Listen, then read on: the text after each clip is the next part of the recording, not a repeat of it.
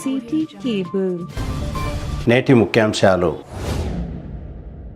ఓ మహిళ చనిపోయిందనుకున్నారు. తిరిగి ఇంటికి చేరుకోవడంతో భావోద్వేగానికి గురైన కొడుకులు. అచ్యుతాపూర్లో ఘటన. జీవని గ్రామంలో సీసీ రోడ్డు పనులను ప్రారంభించిన Basheerabad market committee chairman Madhav Reddy. ఈ రోడ్డు వేస్తారా లేక రద్దు చేస్తారా ఎమ్మెల్యే గారు అయోమయంలో కాలనీవాసులు. సిటీ కేబుల్ వార్తలకు స్వాగతం. వార్తలు చదువుతున్నది మఠం నిరంజన్.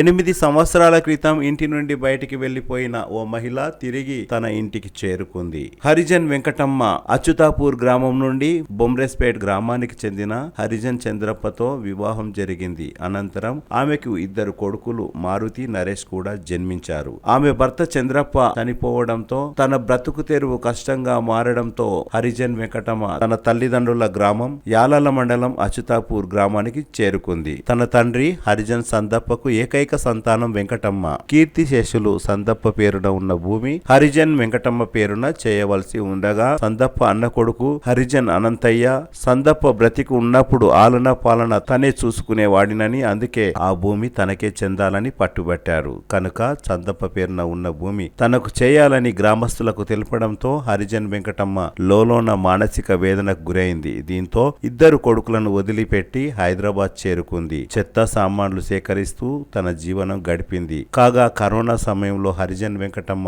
చనిపోయిందని పుకార్లు షికారు చేశాయి. హరిజన్ వెంకటమ్మ గురించి తన బంధువుల దగ్గర, తెలిసిన వారి దగ్గర, అందరి దగ్గర కొడుకులు మారుతి, నరేష్, మేనమామలు వెతికారు. అచ్యుతాపూర్ గ్రామానికి చెందిన ఓ యువకుడికి హరిజన్ వెంకటమ్మ హైదరాబాద్ లో ఒక దగ్గర కనబడింది. వెంటనే హరిజన్ వెంకటమ్మ కొడుకు మారుతి మరియు దోర్నాల గ్రామానికి చెందిన బాలరాజ్ అహ్మద్, సామాజిక కార్యకర్త బెల్కటూర్ వెంకటేష్ హైదరాబాద్ వెళ్లి హరిజన్ వెంకటమ్మ గురించి ఆరా తీశారు. అత్తాపూర్ లోని పిల్లర్ నంబర్ 84 దగ్గర స్క్రాప్ సామాన్లు విక్రయించే షెడ్ దగ్గర హరిజన్ వెంకటమ్మ కనబడింది. దీంతో గుడివల్కాపూర్ పోలీస్ స్టేషన్ లో హరిజన్ వెంకటమ్మ గురించి వివరించి అక్కడి నుండి యాలల మండల కేంద్రానికి వెంకటమ్మను తీసుకురావడం జరిగింది. దీంతో వెంకటమ్మ కొడుకు మారుతి తన తల్లిని గుర్తుపట్టి భావోద్వేగానికి గురయ్యారు. వెంకటమ్మకు గతం గుర్తుకొచ్చింది. తన తండ్రి పేరు, తన పేరు, తన భర్త పేరు, కొడుకుల పేర్లు అన్ని చెప్పేసింది. మానసిక వేదనకు గురై ఇంటి నుండి వెళ్లి కొడుకులను చూసి అనంతరం మళ్లీ సాధారణ స్థితికి చేరుకుంది. హరిజన్ వెంకటమ్మ కొడుకులు మారుతి, నరేష్ల ఆలనా పాలన మేనమావులు చూసుకున్నారని వెంకటమ్మతో తన కొడుకులు చెప్పేశారు. తమను హాస్టల్లో చేర్పించి తన మేనమామ చదివించారని పిల్లలు తల్లితో చెప్పుకున్నారు. హరిజన్ వెంకటమ్మ మానసిక వేదనకు అసలు కారణం భూ సమస్య అని పలువురు గ్రామస్తులు అనుకుంటున్నారు. హరిజన్ వెంకటమ్మ తండ్రి కీర్తిశేషులు సందప్ప, అన్న కొడుకు అనంతయ్య, సోదరి కొడుకులు మల్కప్ప, రాముల అత్యంత విలువైన ఈ భూమిపై మనసు పడింది. ఆ భూమి ప్రధాన రోడ్డుకు ఆనుకొని ఉండడంతో అత్యంత విలువైన భూమి అని గ్రామస్తులు కూడా తెలిపారు. మారుతి, నరేష్ తమ తాత ఆస్తి తమకు కావాలని గ్రామ పెద్దలను అడిగారు. కానీ మీ అమ్మను తీసుకురండి, మీ అమ్మ చెప్పినట్లు మీకు భూమి ఇస్తాం, లేదంటే ఇవ్వం అని కొందరు తెలిపారు. ఎలాగో హరిజన్ వెంకటమ్మ తిరిగి రాదు కనుక అలా చెప్పినట్లు ఆరోపణలు ఉన్నాయి. హరిజన్ వెంకటమ్మకు తిరిగి పొలాన్ని ఇచ్చి పూర్వస్థితికి చేరుకునేలా చేయాలని పలువురు కోరుతున్నారు. గట్టిగా చెప్పు. ఏం పేరు? మీ నాయన పేరు ఏం పేరు? సందప్ప. నేను ఎవరికి ఇచ్చిరి? నేను భర్తున్నాడా? నీకు ఎంతమంది కొడుకులు? 2 కొడుకులు. ఏం పేరు? ఫస్ట్ కొడుకు పేరు? ఇంకో కొడుకు పేరు? మారుతి. మీ నాయన ఆస్తి నీకు కావాలన్నా వద్దా? మీ నాయన ఏం పేరు? మీ ఆయన పేరు? సందప్ప. మరి నీ కొడుకులను చూసుకొని ఉంటావా?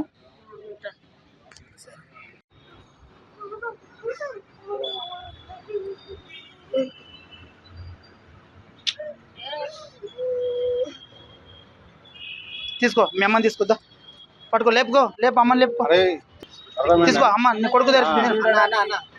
బషీరాబాద్ మండలం జీవని గ్రామంలో సీసీ రోడ్డు పనులను ప్రారంభించిన Basheerabad market committee chairman Madhav Reddy మంగళవారం జీవని గ్రామంలో NREGS పథకం ద్వారా 15 లక్షల నిధులతో సీసీ రోడ్డు పనులను ప్రారంభించినట్లు మాధవ్ రెడ్డి తెలిపారు. ఈ సందర్భంగా market committee chairman Madhav Reddy మాట్లాడుతూ ఎమ్మెల్యే మనోహర్ రెడ్డి సహాయ సహకారాలతో బషీరాబాద్ మండలాన్ని అన్ని విధాలా అభివృద్ధి చేస్తామని తెలిపారు. ఈ కార్యక్రమంలో మాజీ సర్పంచ్ రాములు, మాజీ ఎంపీటీసీ సునీత, నర్సింహులు, మాజీ market committee vice chairman Manik Reddy, Shekar, Sangareddy, Ramani, Anjilappa, Basanna, Lakshmaiah, Nagappa, Narasimhulu, Gopal, Mohan తదితరులు పాల్గొన్నారు.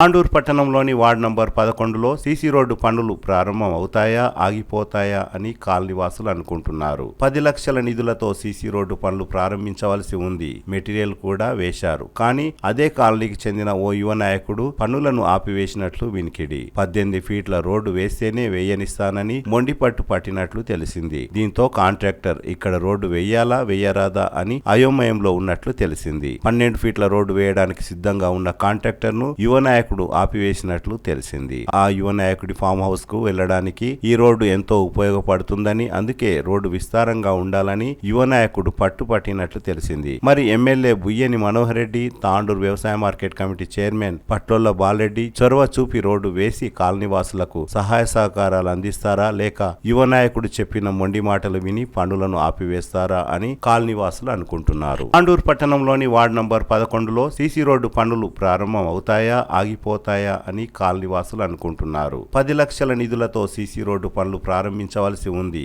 మెటీరియల్ కూడా వేశారు. కానీ అదే కాలనీకి చెందిన ఓ యువ నాయకుడు పనులను ఆపివేసినట్లు వినికిడి. 18 ఫీట్ల రోడ్డు వేస్తేనే వేయనిస్తానని మొండిపట్టు పట్టినట్లు తెలిసింది. దీంతో కాంట్రాక్టర్ ఇక్కడ రోడ్డు వేయాలా వేయరాదా అని అయోమయంలో ఉన్నట్లు తెలిసింది. 12 ఫీట్ల రోడ్డు వేయడానికి సిద్ధంగా ఉన్న కాంట్రాక్టర్ ను యువ నాయకుడు ఆపివేసినట్లు తెలిసింది. ఆ యువ నాయకుడి ఫామ్ హౌస్ కు వెళ్లడానికి ఈ రోడ్డు ఎంతో ఉపయోగపడుతుందని, అందుకే రోడ్డు విస్తారంగా ఉండాలని యువ నాయకుడు పట్టుపట్టినట్లు తెలిసింది. మరి ఎమ్మెల్యే బుయ్యని మనోహర్ రెడ్డి, తాండూరు వ్యవసాయ market committee chairman Patlolla Bala Reddy చొరవ చూపి రోడ్డు వేసి కాలనీవాసులకు సహాయ సహకారాలు అందిస్తారా, లేక యువ నాయకుడు చెప్పిన మొండి మాటలు విని పనులను ఆపివేస్తారా అని కాలనీవాసులు అనుకుంటున్నారు. తిరిగి వచ్చే బులెటిన్ లో తాజా వార్తలతో మళ్ళీ కలుద్దాం. అంతవరకు సెలవు, నమస్కారం. మరిన్ని వార్తల కోసం ఛానల్ సబ్స్క్రైబ్ చేయండి, షేర్ చేయండి, లైక్ చేయండి, కామెంట్ చేయండి. CT Cable